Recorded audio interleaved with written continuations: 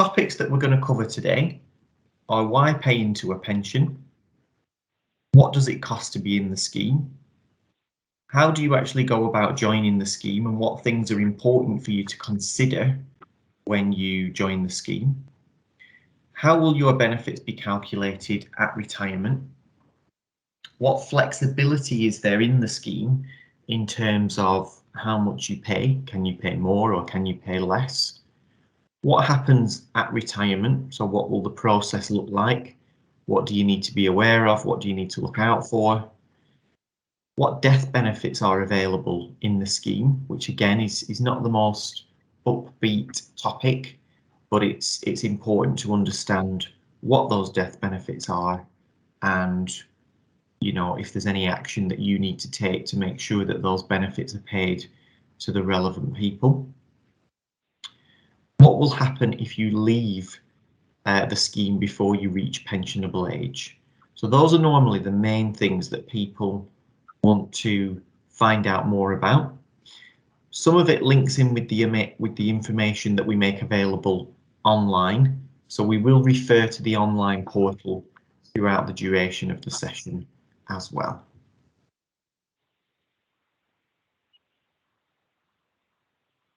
Okay, so why pay into a pension? So what's the point in having a workplace pension such as the local government pension scheme? So currently your state pension or our state pension will be paid to us between the age of 65 and 68. So that's the current state pension age. And what that means for most of us is that if we don't have any other pension provision, that we might have to work until we're between 65 and 68. So obviously that might not suit everybody. There might be people who would like to have more options than that in terms of finishing a little bit earlier, perhaps. So I think one of the main key benefits of having this workplace pension is that you may not have to keep working until you reach state pension age. Obviously, when you reach state pension age and your state pension kicks in as well, there will be another stream of income that's available to you. So in addition to your state pension, you would receive your workplace pension as well. So that should mean that you are better off in your retirement. Your employer is paying into the scheme as well. So when we're looking at the calculations and how our pension is accrued, that takes into account a contribution from each employer that's in the scheme as well. There are tax relief on contributions, so that means that you are paying slightly less tax than you would do if you were not a member of the scheme. The scheme offers a guaranteed package of benefits which is backed by law. So no matter what happens, you will receive a pension if you've paid in. The scheme offers protection for loved ones, and that's in a variety of different ways, which we will cover. One of the protections that you have for being a scheme member is that you can apply to have your benefits released on ill health grounds. So that, if you're ever in a situation where you couldn't work, we could look at releasing those benefits to you early. The scheme comes with the option to have a tax-free lump sum, and that's something that you would decide at retirement. You wouldn't need to make any decisions on that until the point comes where you're actually taking your benefits and you're looking at your figures. However, for the purpose of planning, what you can do is you can start to look at what that potential lump sum could be from when you join the scheme. The information is available online. So I think really the key message with your pension is to start looking at it as soon as possible and to be as prepared as possible and to know what to expect. The pension benefits are index linked, so they will keep their spending power. So as inflation rises, the value of the pension will rise in line with that. There is flexibility around contributions, and with all of this, you receive access to My Pension online so that you can self-serve and keep an eye and stay connected to your pension, really, which is definitely the message that we want to put out there, is that it's just important to stay connected, to keep in touch with your pension so that it's not a surprise at the last minute.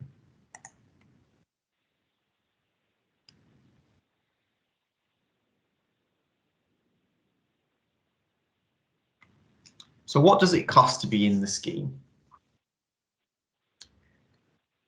It depends on what you earn, and the more that you earn, the higher the percentage of your salary that you pay into the scheme becomes. So it's in line with that table there.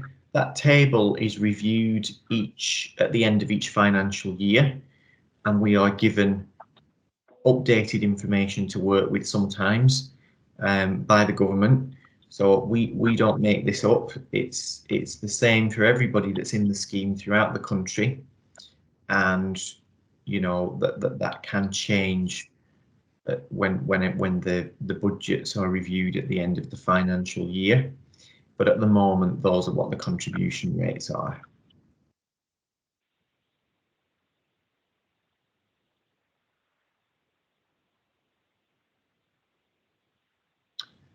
I've got here a comparison of somebody who's in the pension scheme and somebody who isn't, so that it just allows you to understand the tax relief a little bit better.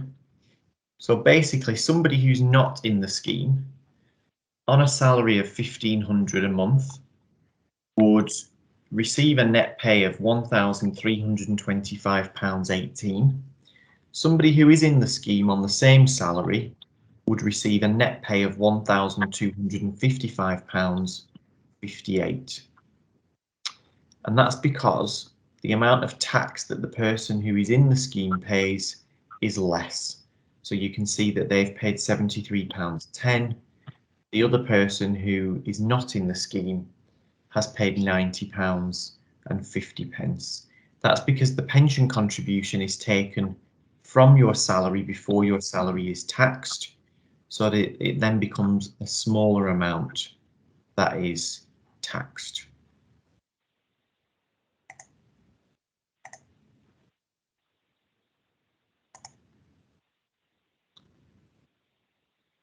Just going to make sure that everybody's on mute.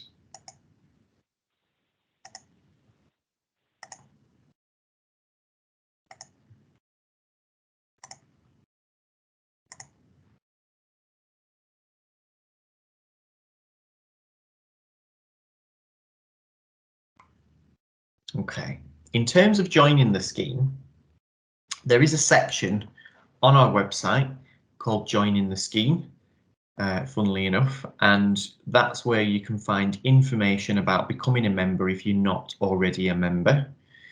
Our website I will show you at the end, but the web address is www.lppapensions.co.uk, and that's where you can find out information about your membership. You should be able to find answers to most of the things on there, and you can also access your online account via that website. So that's a really important address for you to know, is the LPPA pensions address.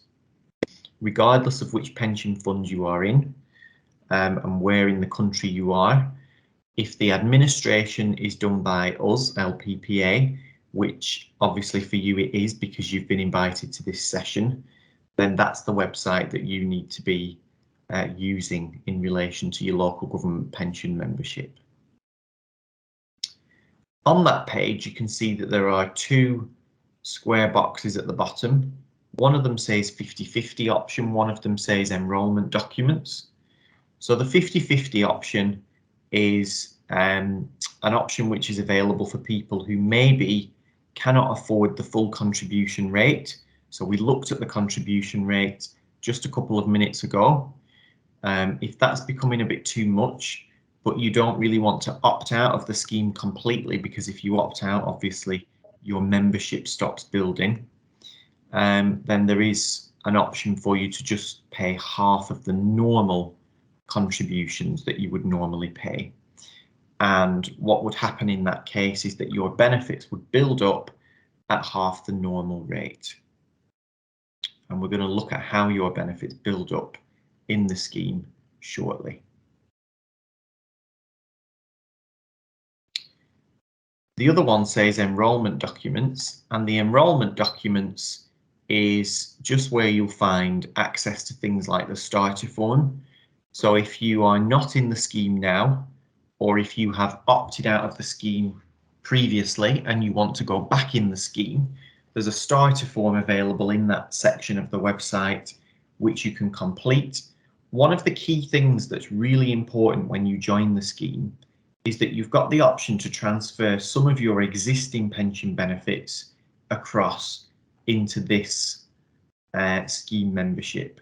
But the clock starts ticking when you join, and you've only got 12 months. Now, after that 12 months, if you want to go ahead and do a transfer, and you haven't told us in that first 12 months, we then have to ask your employer, and it becomes an employer decision. It's out of our hands, really. And there's no guarantee that your employer would allow it, because the more membership you've got in the scheme, the more liability your employer might have if you go on ill health, or you know, a retirement reason that might cause a cost for your employer. So there has to be some controls and measures on the amount of pension that can be transferred in, or certainly around the time scale that you've got to ask about transferring in. So it's 12 months from when you join. So please make sure that if you are in that situation, you're in your first 12 months, that you tell us about those pension benefits before the end of that 12-month window. Even if the transfer hasn't happened, it doesn't matter as long as you've told us. But transfers can take a while. It all depends on how quickly the cycle happens between us and the other pension provider.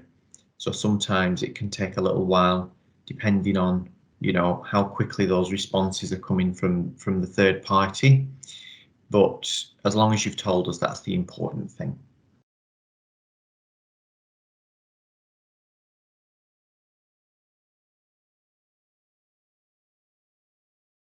How will your pension be calculated when you retire? So this is a big one now. The answer to this question, first of all, before we look at any of the detail, is that it depends on when you joined the scheme in terms of what your pension calculation will look like. And that's because the government made some significant changes to the pension scheme in April 2014. Now, before April 2014, the scheme was a final salary scheme, which means that your benefits would be calculated in a very specific way, in line with the final salary regulations. But that membership stopped accruing on midnight, the 31st of March 2014, and it became a career average scheme, or what we call a care scheme. So basically, for those of you in this session today who were in the scheme before the 1st of April 2014, there'll be two separate parts to your pension calculation. It won't make a difference to you in the way that you receive your pension. The pension will be paid to you as one pension payment, but it will be made up of those two elements. Now, to complicate things even further, the government made changes to the scheme in 2008 as well. However, it was still a final salary scheme. It's just that the accrual rate changed within the final salary scheme in April 2008. So a little bit less of a significant change. However, it does still mean that there is an extra component to your pension. So there's three potential components to your membership, and we refer to those as your 80ths, your 60ths, and your 49ths. Obviously, if you weren't in the scheme before April 2008, then you won't have any 80th membership. You will have joined either the 60th or the 49th.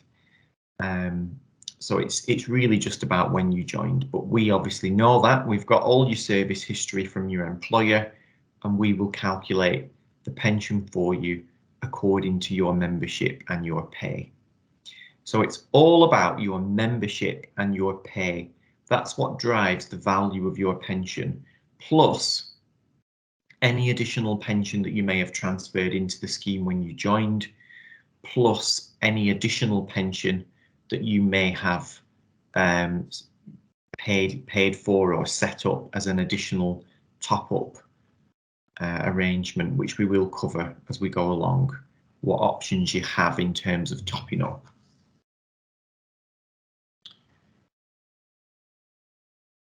Let's look at what the final salary benefits are first of all. So this is pre-April 2014 membership. The pre-April 2014 membership is calculated using the final salary regulations, and that membership is fully protected. So the membership that you built up at that time will always be calculated in that way.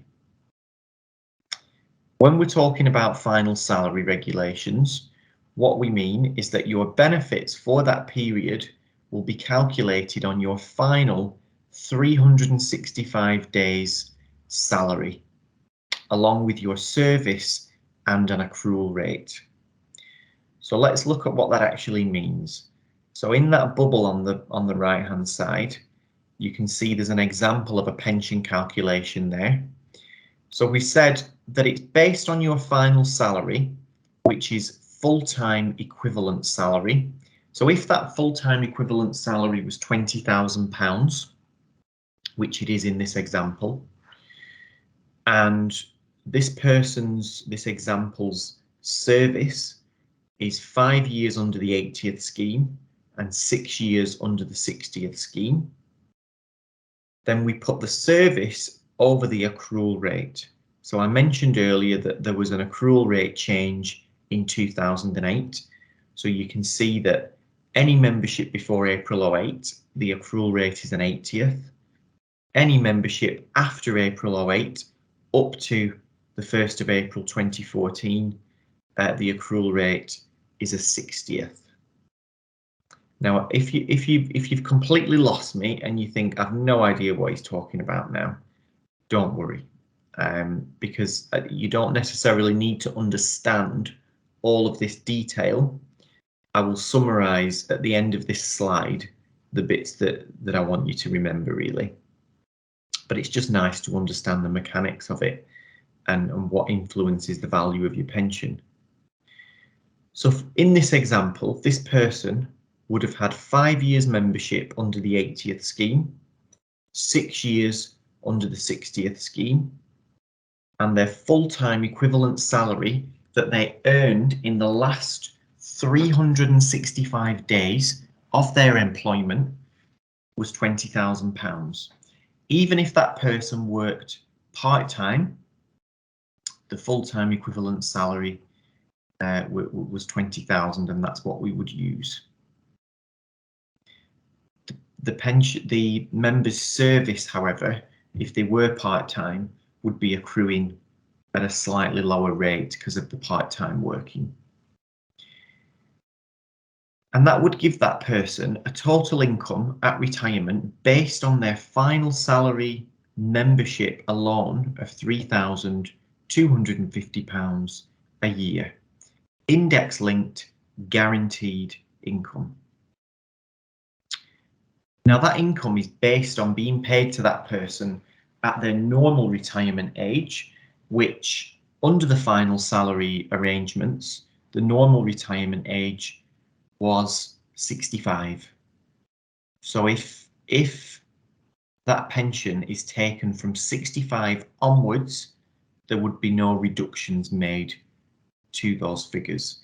However, if that pension was taken earlier than 65, an actuarial reduction would be applied to that pension that that member has built up.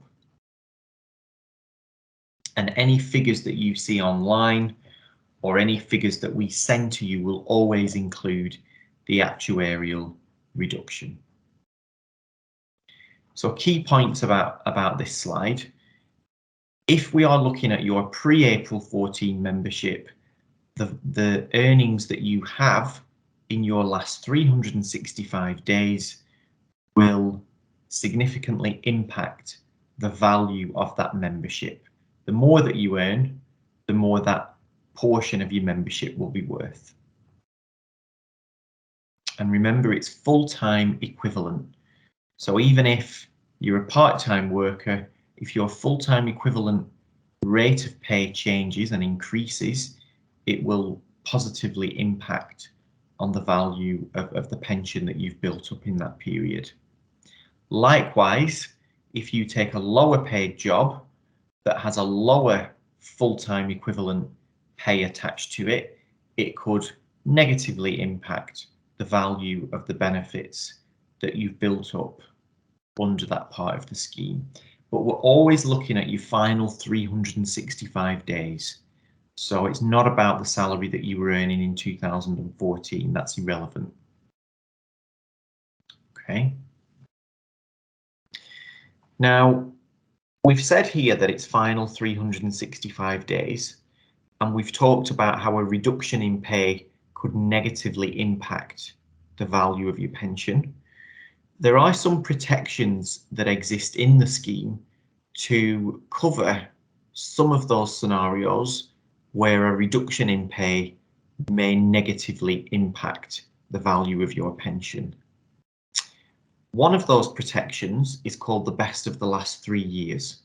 Now, what that means is if you imagine in your final 3 years of working and paying into the scheme, that in the final year, you earned 20,000. In the year before that, you earned 25,000. And in the year before that, you earned 30,000. And that's just because you did a little bit of job hopping in your last few years. So you took lower paid jobs as you were winding down, and you went from 30,000 to 20,000 in your final year. What we could do under the best of the last 3 years rule is we could revert to that £30,000 figure because it's within the last 3 years. And that works back from the date of leaving. Okay. But remember, it's full-time equivalent that we are using. So if you just reduce your hours in your final years before leaving, you haven't necessarily reduced your full-time equivalent. So it's more about changing your job where this best of the last 3 years rule might apply. If you're in the same post, it's still got the same full-time equivalent attached to it, but you've simply had a change in hours, then we wouldn't need to use that best of the last 3 years rule. In most cases, what you would expect is that somebody would earn the highest amount within their final year, but obviously it's not always as simple as that. The other protection is called 3 in 13, which some of you may have heard of.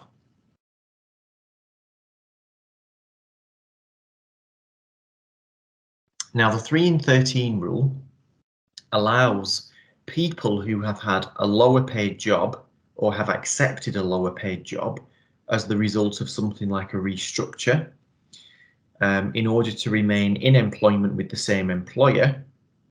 It allows those people to have their pension calculated on the best 3-year average within the last 13 years.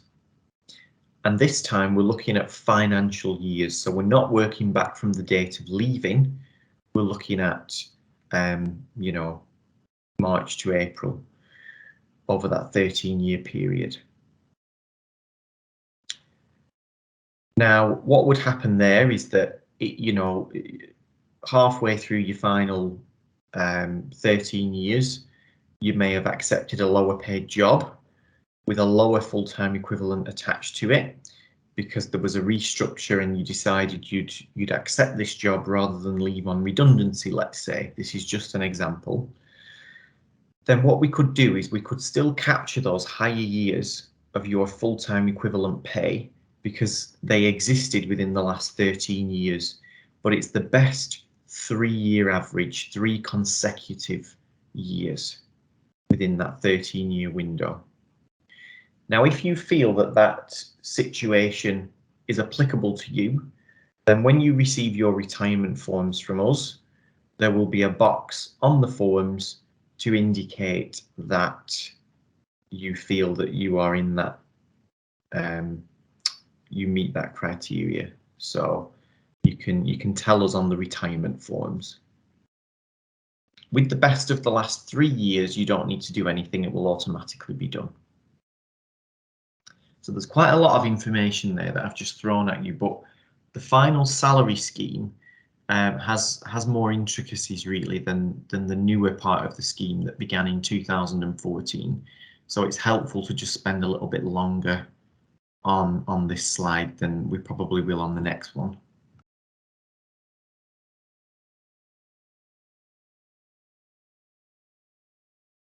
Okay, in 2014, the government changed the scheme and the way that the benefits build up in the scheme, and it became the career average revalued earnings scheme.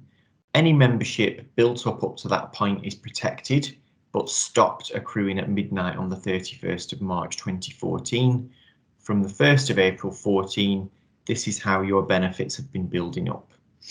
If you joined after April 2014, the final salary section is not relevant to you. You don't need to worry about it. And rather than all of your pension being calculated on the pay that you earn in the last year, like the other part of the scheme, with this scheme, your pension benefits are accruing every single month as you go along. So you are almost banking an amount of pension every single month. Whereas in the final salary scheme, we can't really predict the value of that pension until we understand fully what you are going to earn in your final year. Whereas with the care scheme, we do know it's building up on an average because it's being banked every single month, every time you get paid. So your pension benefits are building up based on a 49th of your gross pay. Now, your gross pay is not your full-time equivalent rate of pay. It is the pay that you actually receive for the work that you do, but it's before any deductions.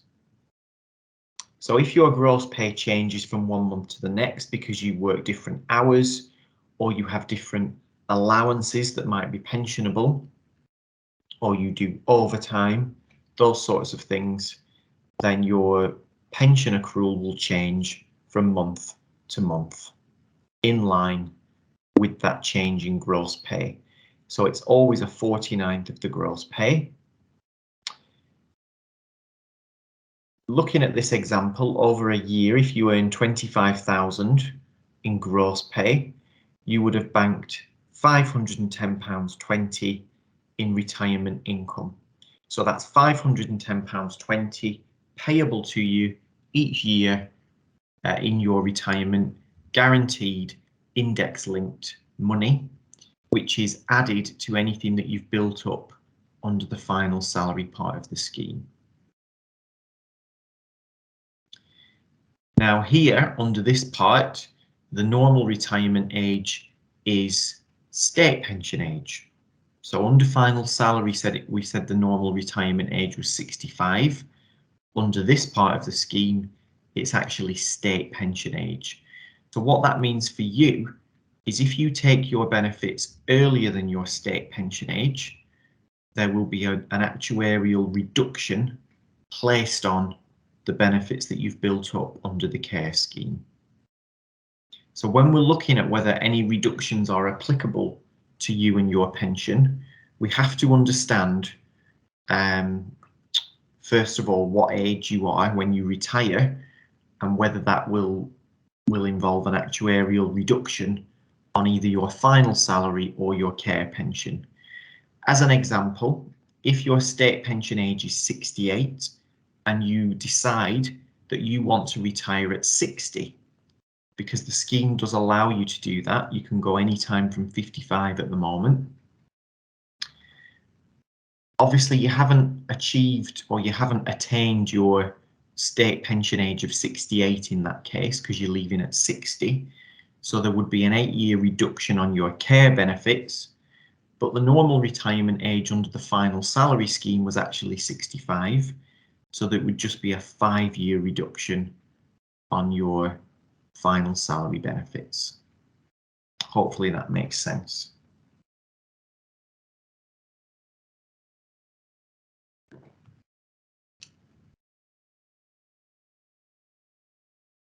There is an option in the LGPS to convert some of the pension that you have built up into a one-off lump sum, and you can do that up to 25% of the value of your LGPS benefits. So basically you can start converting the income that you've built up into a lump sum up to the value of a quarter of the value of your overall LGPS pot. I don't like using that word pot because it is a defined benefit scheme. So it's not a pot as such, but 25% of the value of your overall LGPS membership you can take as a tax-free, in most cases, lump sum. For those of you that joined in earlier than 2008, you will have an automatic lump sum. So when you go online and look at your figures or you look at your annual benefit statement, you may see that you've got an automatic lump sum already. So that's fine. You can still convert pension into lump sum at a rate of 1:12, which is the conversion rate. But for those of us that don't have an automatic lump sum because we didn't join the scheme before April 2008, it doesn't matter. You can still convert pension into lump sum. So the options are the same for everybody, basically, is what I'm saying here.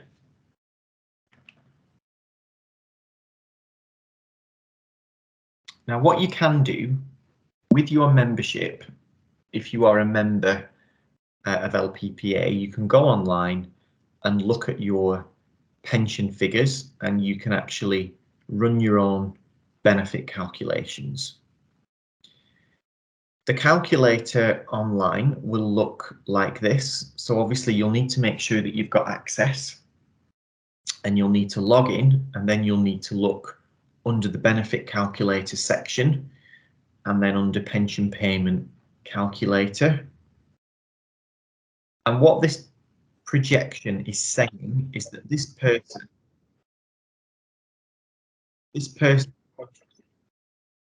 person's pension at retirement is £21,314.73 with a 0 lump sum. So this person mustn't have joined before April 2008, but they've built up an income of just over 21,000 a year every year in their retirement. There is an indication there of the spouse's pension that might be available to an eligible partner, and the projected salary to retirement is 30,000. So that's the salary that person must be on currently at the time of the calculation being done. The things that are driving those figures and those values are further down the screen, which we can't see on this example, but at the very bottom of the screen, it says leaving date, and it allows you to see the pay values that projection is being based on. So look out for that first of all and make sure that that's correct. So if you are going at 55 or at 60 or at 62, change the leaving date to reflect that. It's only an estimate. You're not then, committed to leaving on that date. It's just an example. And the pay values will be different depending on whether it says final salary pay or care pay. It just depends on which part we're looking at, because the definitions of pay are different under the two parts of the scheme. What you can then do underneath this first section that we were just looking at, there is a lump sum option, and it tells you how much lump sum you could potentially take based on your membership. So you can see there's a blue line running across the middle of the screen, which starts at minimum and goes up to maximum. You can click on the white dot and you can drag it back towards the minimum or anywhere in between the minimum and the maximum, really. Depending on where you let that white dot land along that line will impact the value of the income that you will receive. So basically, the larger the lump sum you take, which is up to 25% of the value of your LGPS, the smaller your amount of income becomes. And obviously vice versa as well. What you are doing here when you are increasing that lump sum is for every £1 that you are knocking off the annual pension, you are giving yourself £12 in upfront lump sum. But there is a limit of up to 25% at which you can do that, and that's normally tax-free.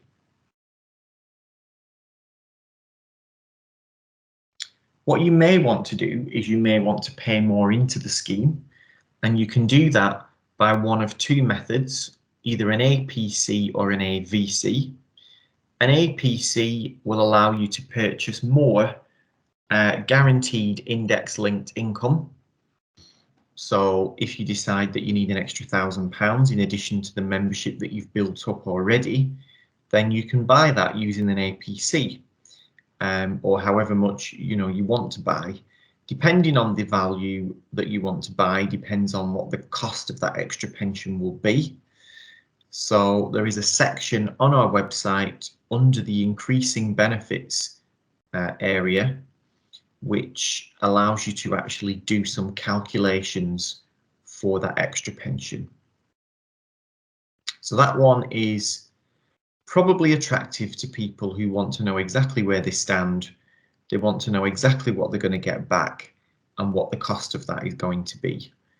Bearing in mind, if you do leave the scheme early, there will be an actuarial reduction placed on the extra pension that you've built up, as well as the main scheme pension benefits that you've built up as well.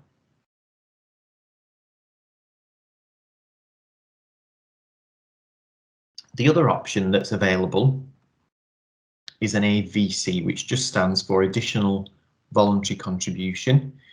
And that's an investment that you can set up with a third party. So Prudential is a popular one that a lot of pension funds use, but not every pension fund uses Prudential. So you would need to have a look within this section of the website under increasing benefits, and there is the facility for you to check who your AVC provider is based on which pension fund you are in. It will tell you that information on here.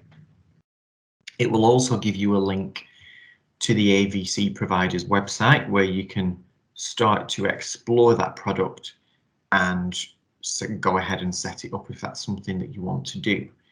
This one's quite different from the first one.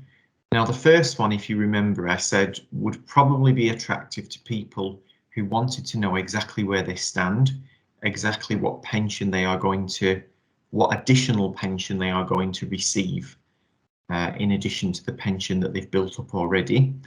With the AVC, it does work as more of an investment, so you don't really know what it's worth until the time comes to take it. However, you are kept up to date by the AVC provider in the form of regular statements and projections, so you can keep an eye on it. But the value of that AVC really depends on the choices that you make in terms of how it's invested and how much you decide to pay in. And you can work with your AVC provider to establish what kind of investment option suits you, whether you want to be somebody who takes a little bit more risk or a little bit less risk, or maybe you don't want to take any risk at all. There are options to suit everybody within that, suite of options, really. There even is an option that's just a good overall mix of things for local government pension scheme members. So, that's something that you can look at if you're struggling to make a decision. But the first step really with that is to have a look at the website and maybe reach out to the AVC provider. With the AVC, the contributions to that product have to come via your pensionable pay every month. So there's no option to pay a lump sum into that product, unfortunately. So the maximum that you can pay into an AVC is up to 100% of your pensionable pay each month. Whereas with an APC, the first one, you can potentially pay a lump sum in if you wish, or you can spread the cost from your salary every month. It's up to you.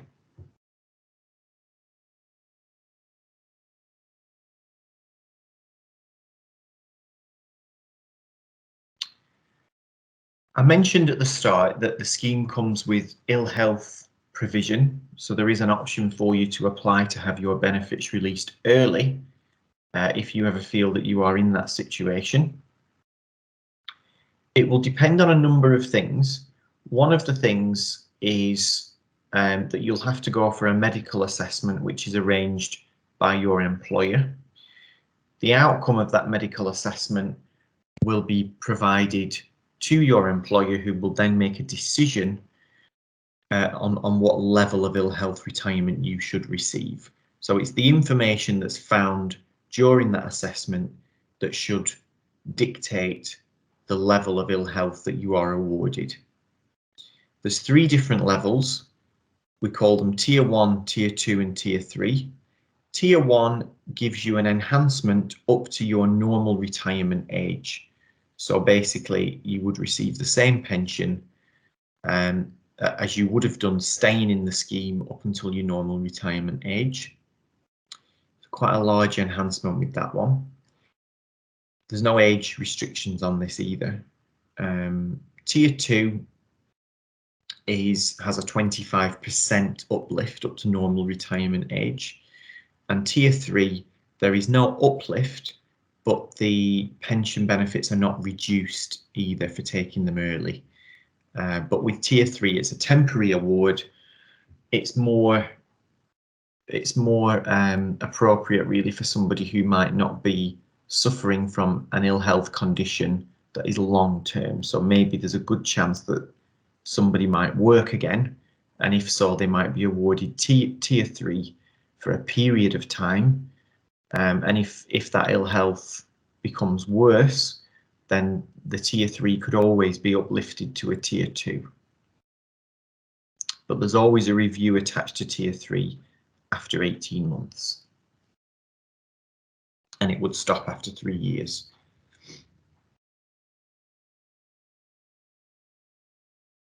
Now, in terms of the retirement process, I think the first stage in that process is something that we can all do now, which is to start using My Pension Online, to look at the figures, look at the lump sum offering, think about what kind of lifestyle you want to have in retirement.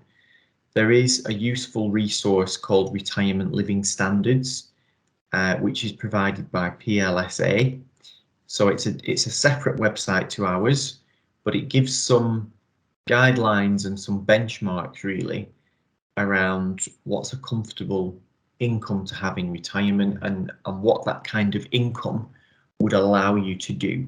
So if you're somebody who wanted a holiday every year, a new car every few years, those sorts of things, it will give you an idea of the amount of income that you need in your retirement in order to do those things.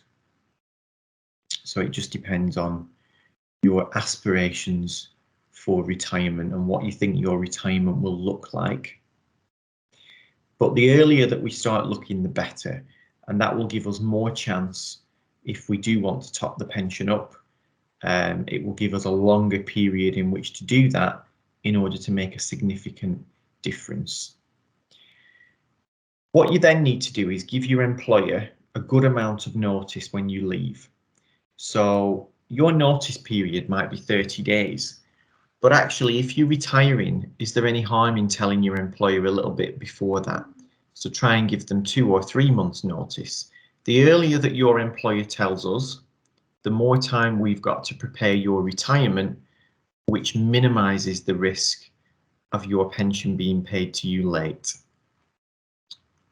Okay, so what we always want to do is pay you in the month after you leave.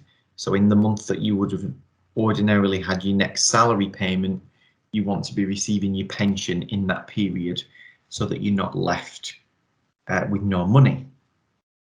The earlier that we get notified by your employer, the more chance we have of achieving that target. If anybody's got an AVC, or if anybody actually sets up an AVC in between now and leaving the scheme, you need to be aware that that can delay payment of your pension by up to 3 months. And that's because there is another party involved in the payment of your benefits. And what we have to do in a lot of cases is wait for that money to be disinvested and for that money to be released to us. We then need to work out how much overall tax-free cash you can take using the value of your LGPS and the value of your AVC. Obviously, it can mean that if you have quite a large AVC, you are a little bit more likely to exceed the 25% limit on which you can take tax-free. So, there's more things that need to happen in that chain, and there's more things to consider. So it does take longer to pay your pension, but I suppose one of the ways that you could avoid that delay is if you stopped your AVC before your final month's pay, so that there's longer to do that administration. But we're not advising you to do that, it's up to you. You might decide that actually you want your AVC to run right up to your last salary because you want to get as much cash into it as possible, which is fine. You just need to be aware that it will be delayed by up to 3 months.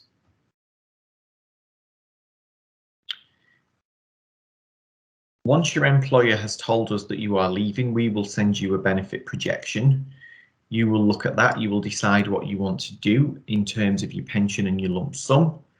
You will complete the paperwork, provide us with any certificates that we've asked for.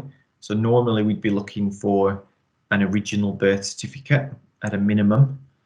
If you want to provide your marriage documents at that point, then you can do. And it just means that in the future, if anything happens to you before it happens to your partner, then we wouldn't need to see those documents again, but they can always be submitted later in the event of somebody making a claim for the survivor's pension. But at a minimum, we're normally looking for an original birth certificate. What we'd also want to know at that stage is details of any other pension benefits that you've got in payment. And that's so that we have to track that for the purpose of your lifetime allowance. So there's a lifetime allowance that exists for all of us. And what that does is it measures the amount of pension provision that we all have as individuals. So there is a limit before there are any implications, but it's extremely high, and your pension would have to be worth a small fortune before it would become an issue. So it's never going to affect most people. But we do need to understand what other pension benefits you've got in payment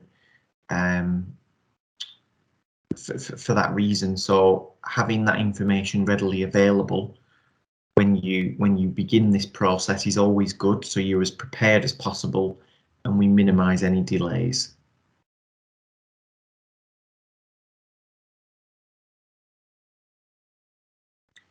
There are different ways that you can retire from the LGPS. You can go early. You can go from 55, so that's classed as early. You don't need your employer's permission. Your pension's payable at a reduced rate for as many years as you live from the point that you retire. On the flip side, you could go late if you wanted to. Your pension would have to be taken after your pension would have to be taken at 75, that's the maximum, but you could remain in the scheme up to 75 if you wish. There is an option to do flexible. Now, flexible would allow you to draw the pension benefits that you've built up so far and perhaps reduce your hours or your pay grade and continue working flexibly. That one is very much driven by your employer, so you need to speak to your employer about what their own individual policy is on flexible retirement. You could go on redundancy or efficiency. So if you accept voluntary or compulsory redundancy and you are 55 or over, then your pension benefits are automatically released. But the reductions that would normally apply in an early retirement situation wouldn't be applicable in this case. If you're under 55 and you leave on redundancy, your pension benefits would become deferred. And then there's normal retirement, which is retirement at state pension age. You wouldn't expect any reductions or any enhancements in that case.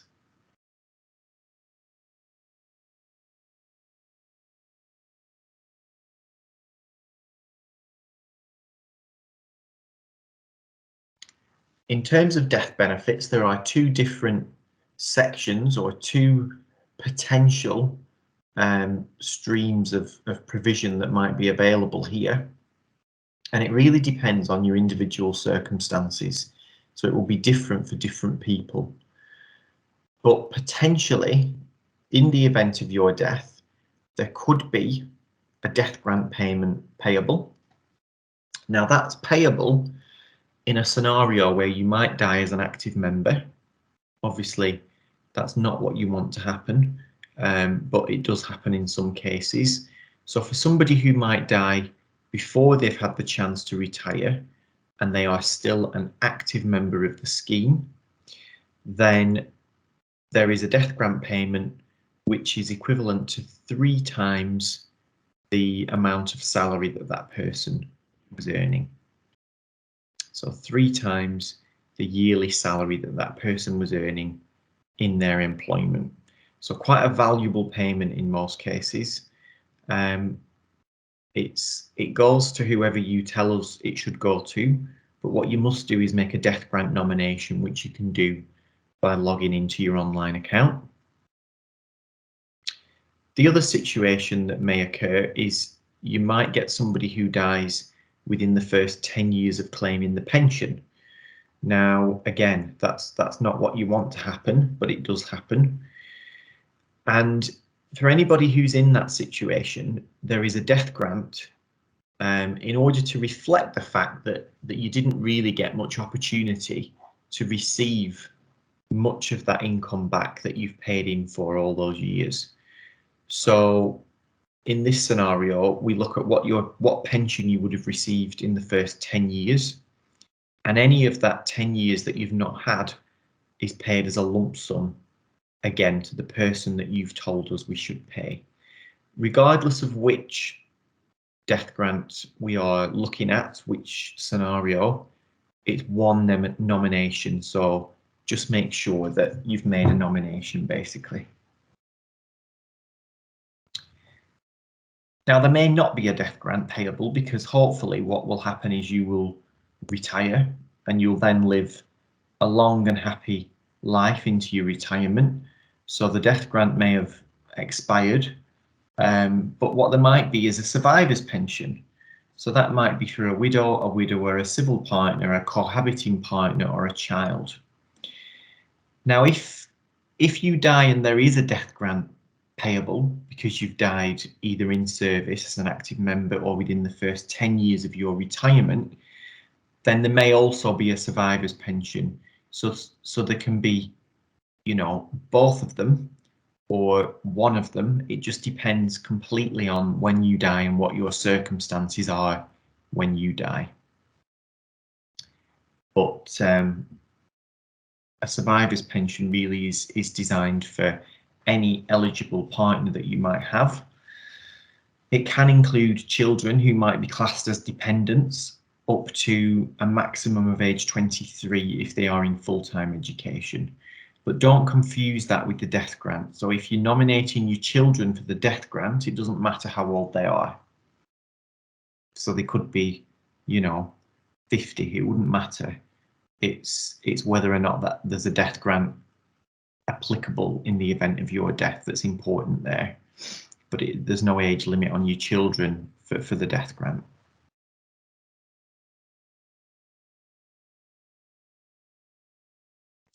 And sort of coming to the end now, just looking at what happens if you leave the scheme before you reach pensionable age. Your pension benefits will be deferred until you reach a maximum of age 75. You can access them from 55 if you want to. You can apply for early release on the grounds of ill health. So even with a deferred pension, you could still ask for it to be released early in an ill health situation. You can restart contributions in a further LG employment. So just because you've left the scheme, you may start working for a new employer who is in the local government pension scheme as well. The administration may not be done by us, but you could end up rejoining the local government pension scheme somewhere else. And what could happen potentially then is you could have your benefits combined into one record with your new employer. But you would have to understand the implications of that regarding your final salary membership, if that's applicable. But you would be given all the relevant information in terms of making that decision. What you could also do with a deferred pension is you could transfer it to a new provider. So if you wanted to, once you've left the scheme, you could transfer your local government membership to a separate scheme.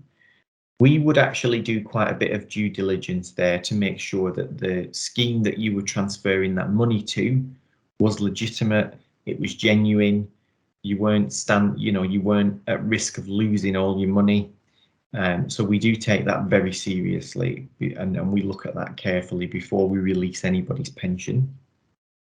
We're very hot on pension scamming, so we want our members to be really aware of pension scammers and not to fall into that trap, because obviously, like we've said already, your pension benefits is a really valuable part of your package of benefits with your employer. You pay into it. If you think what you pay in over the years that you remember and added it up, it would be quite a lot of money, and it's a valuable benefit to you. So we certainly don't want you to give that away to a scammer. And death benefits are still payable in the event of your death if you have a deferred pension, but the amount depends on when you left. So we would have to look at that and look at your membership and your service. Okay.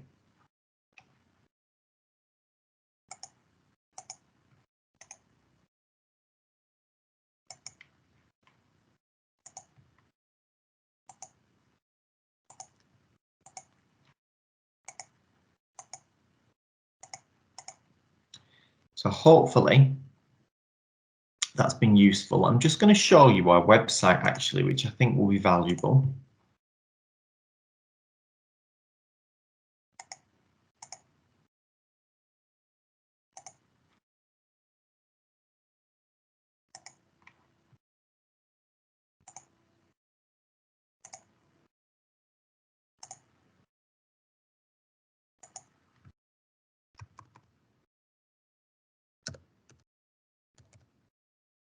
So you can see it's www.lppapensions.co.uk.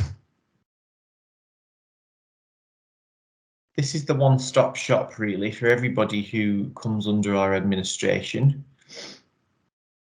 You can see the pension funds that we're working on behalf of down here. So to name a few, we've got Lancashire County Pension Fund, London Pension Fund Authority, Hertfordshire, Cumbria, Newham, Ealing, Brent, Havering, Bexley, and then it goes into some of the blue light schemes that we offer as well. So we've got quite a collection of membership there. And within that, as you can appreciate, there'll be a lot of employers as well that we work with in order to pay you your pension correctly and on time when you retire.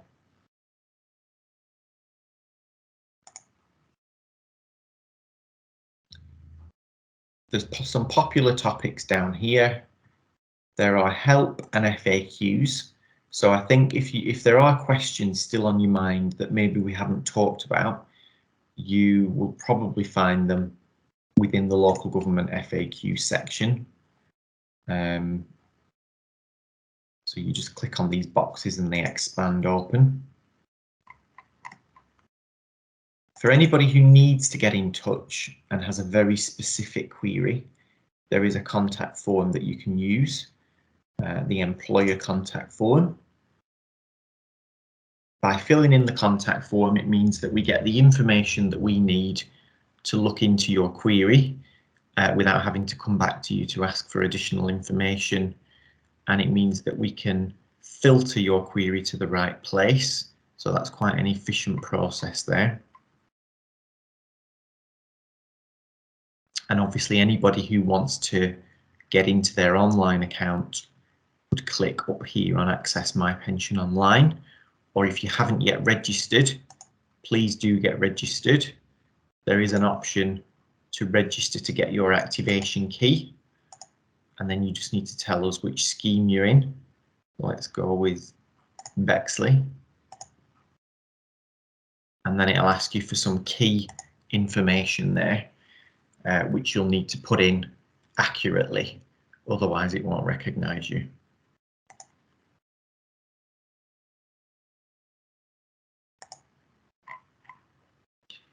Any further information that you might want about the scheme is available if you look at the members section and you look at schemes and you look at local government scheme.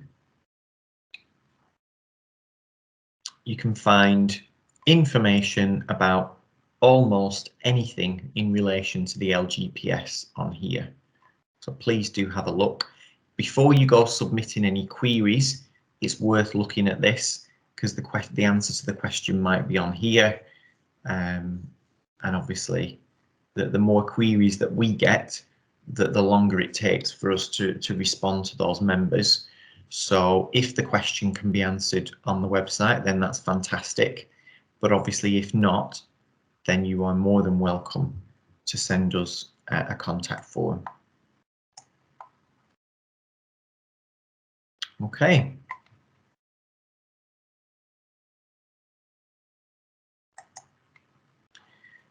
That brings us really nicely to the end of the session. So we have finished a little bit ahead of schedule, which I thought we would, which is good. So it gives you a little bit of time back in your diary this morning. So hopefully, you know, we have celebrated Pension Awareness Day by running this session today, and that we've met the objective of engaging you with your pension and giving you some valuable and worthwhile information. So hopefully you're going away from here knowing a little bit more than you did when you started. As I said at the beginning, there isn't really the facility for questions just because there's such a big audience. It would be very difficult to try and manage those questions, but we do run smaller sessions which we run each month, which are very similar to this one, which do include like a Q&A session. So, you know, you may attend one of those in the future, and they're a little bit more interactive given the numbers.